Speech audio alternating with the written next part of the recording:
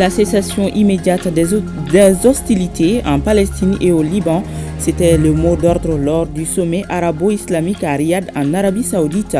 Le Mali, représenté par le ministre d'État, ministre de l'administration territoriale et de la décentralisation, porte-parole du gouvernement, a associé sa voix à celle des autres pays pour condamner les agressions faites à la Palestine. Les légitimités traditionnelles étaient à l'honneur hier, c'était à la faveur de la journée nationale qui leur est dédiée. Cette troisième édition est célébrée autour du thème « Rôle et responsabilité des autorités et légitimité traditionnelle dans la préservation et l'éducation aux valeurs socio-culturelles ». Le Burkina Faso et le Niger étaient les pays invités d'honneur. Voilà pour le sommaire. Mesdames et messieurs, bonjour et bienvenue. Fin hier des travaux du sommet arabo-islamique conjoint extraordinaire de Riyad en Arabie Saoudite. C'était en présence des chefs d'État et de gouvernement des États membres de l'Organisation de la coopération islamique et de la Ligue des États. Le message était le même dans tous les discours, une cessation immédiate des hostilités en Palestine et au Liban. Le Mali était représenté par le ministre d'État, ministre de l'administration territoriale et de la décentralisation, porte-parole du gouvernement. Le général de division Abdoulaye Maïga, Khadijatou Kone et Aruna Diarra sont nos envoyés spéciaux.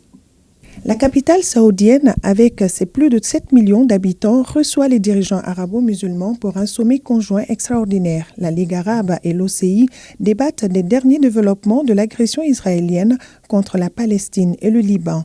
La délégation malienne, dépêchée par le président de la transition, est conduite par le ministre d'État, ministre de l'administration territoriale et de la décentralisation, porte-parole du gouvernement.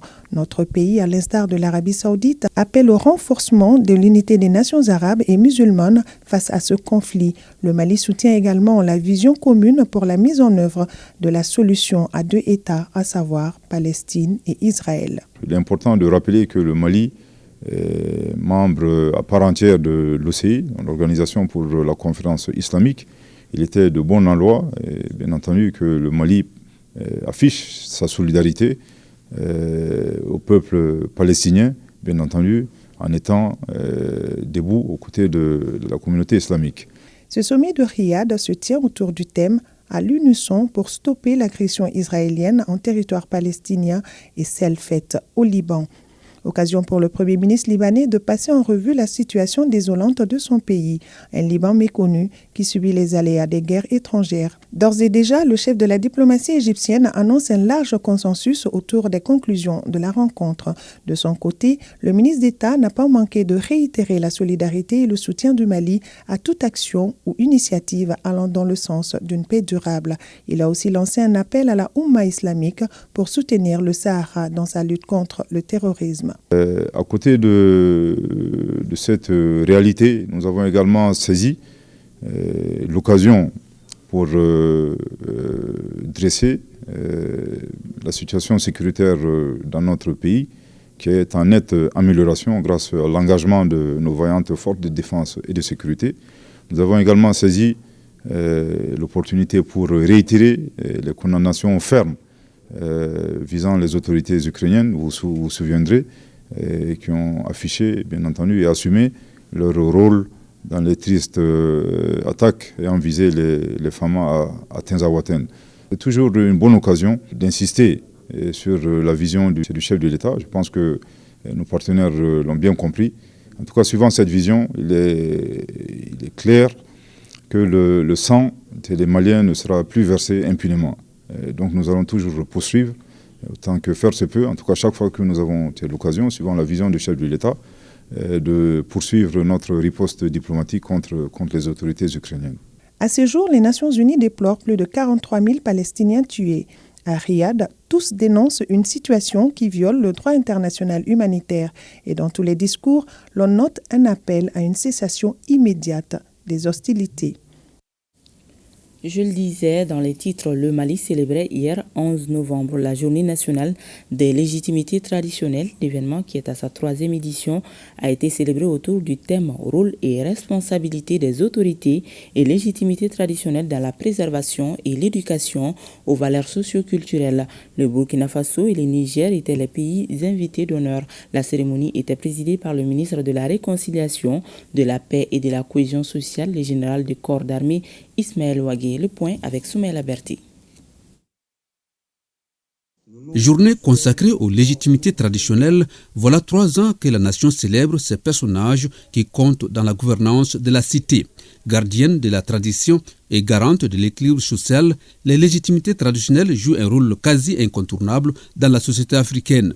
Pour cette 3e édition, ils sont venus de toutes les contrées du Mali, chefs de village, des quartiers, des fractions, leaders communautaires, tous pour témoigner leur reconnaissance à l'endroit des autorités. Nous, légitimités traditionnelles du nord du Mali, nous sommes conscients de l'engagement indéfectible que la transition a eu pour la réhabilitation et la révalorisation des légitimités traditionnelles. Cette décision qui marque un tournant historique dans notre pays témoigne de la reconnaissance de l'importance de nos institutions dans le développement et la stabilité du Mali.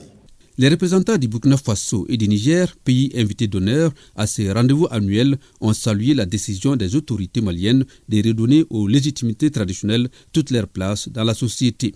Notre participation à cette journée montre l'intérêt que nous portons au thème. Nous souhaitons que les légitimités traditionnelles jouent effectivement leur rôle dans l'éducation à la préservation ainsi que la transmission des valeurs socio-culturelles. Cela est notre conviction car nous voulons un développement durable, endogène. Grâce à la volonté des autorités de nos pays qui ont décidé d'œuvrer pour une unité d'action dans l'espace AES, qu'ils trouvent ici notre profonde reconnaissance et notre parfaite adhésion à cette nouvelle dynamique. Pour le ministre en charge de la culture, la journée des légitimités traditionnelles est une reconnaissance de l'importance des dépositaires de la tradition ancestrale et du coup corrige une injustice à leur endroit. En effet, pour la 3e fois consécutive, la nation malienne célèbre la date du 11 novembre, journée dédiée spécialement aux autorités et légitimités traditionnelles, en reconnaissance des éminentes fonctions qu'elles exercent avec une grande noblesse, avec sagacité et dignité. En décidant de donner une reconnaissance aux légitimités traditionnelles, le président de la transition, chef de l'État, le général d'armée Assimi Goïta, apporte une réponse concrète au questionnement de l'heure, c'est-à-dire exactement aux recommandations des Assises nationales de la refondation. Impossible d'évoquer la place des légitimités traditionnelles dans la société sans toucher à leur rôle dans la prévention et la gestion des conflits. Un rôle savamment interprété dans un sketch par les artistes. Et le thème retenu cette année rime opportunément avec cette actualité. Nos légitimités traditionnelles occupent une place cruciale dans notre société malienne. Elles jouent un rôle de premier plan dans la réconciliation nationale, la régulation sociale et la résolution des conflits, contribuant ainsi à instaurer la paix, le dialogue et la cohésion sociale. Le thème de cette édition, rôle et responsabilité des autorités et légitimités traditionnelles dans la préservation et l'éducation aux valeurs socio-culturelles, reflète la vision du président de la transition, son Excellence le général d'armée Assimi Goïta, qui a fait du 11 novembre la journée nationale des légitimités traditionnelles, instituée par décret en 2022. Cette célébration marque notre attachement aux valeurs que ces légitimités incarnent et à leur rôle essentiel dans la transmission des éléments constitutifs de notre identité culturelle. La journée des légitimités traditionnelles édition 2024 marque donc un pas supplémentaire pour plus d'écoute envers ces institutions. Et c'est en cela qu'elles pourront jouer pleinement leur rôle dans l'équilibre social.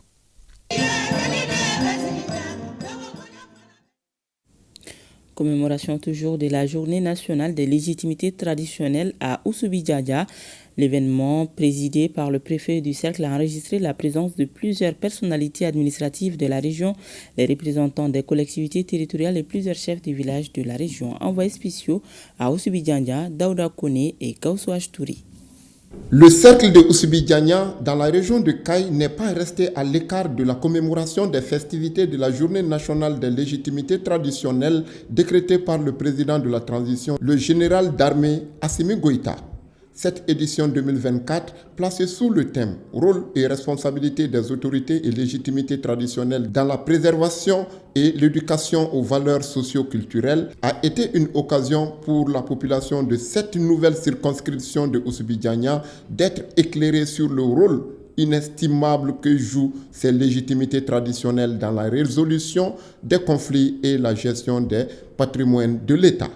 Parler de l'éducation à la préservation et à la transmission des valeurs socio-culturelles est un exercice sans exclusive au cœur duquel se trouvent les instructions traditionnelles qui sont occultées. Il est donc nécessaire d'appeler les institutions traditionnelles à une véritable implication dans l'éducation à la préservation et à la transmission des valeurs socio-culturelles des terroirs.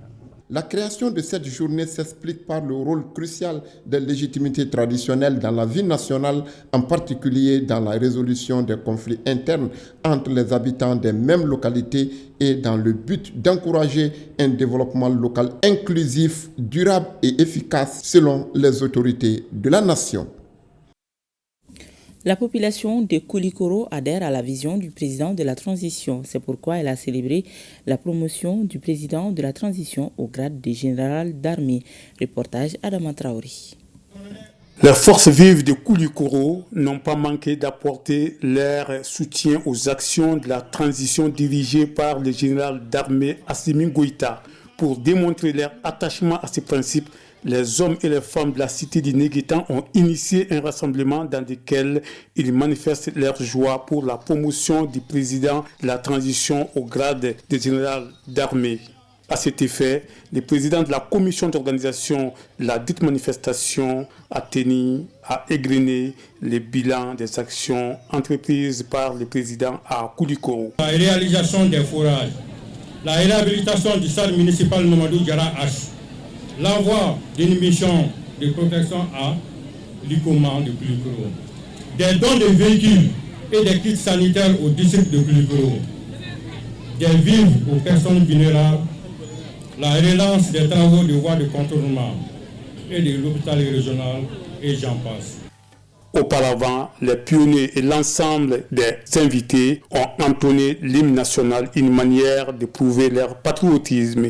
Les musiques folkloriques et les danses du terroir ont été l'un des temps forts de cette cérémonie d'hommage au président de la transition, le général Assimi Goïta.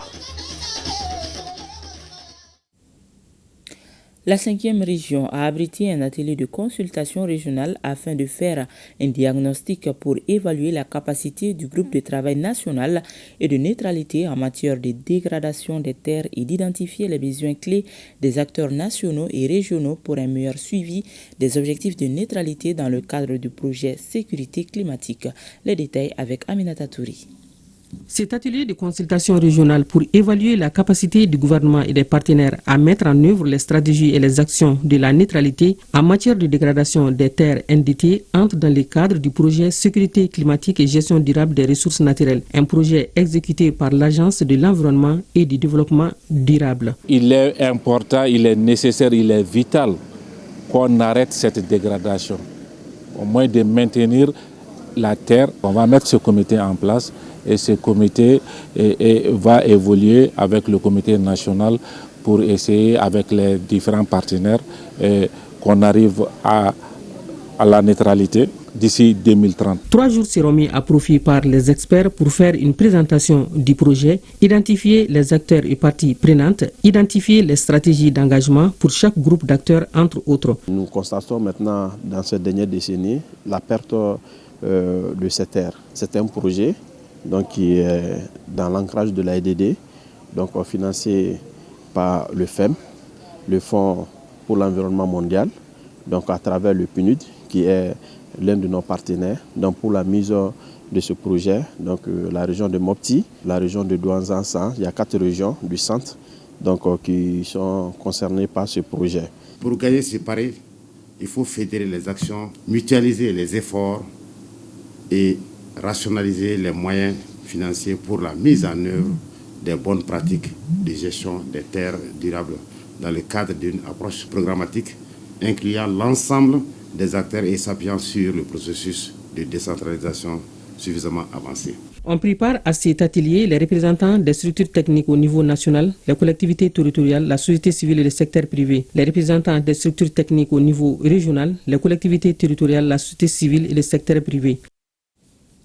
La région de Caille a aussi abrité un atelier de sensibilisation des acteurs intervenant dans la mobilisation des ressources du programme d'appui conditionnel des performances des collectivités territoriales PCPC financé par la coopération allemande à travers la KfW.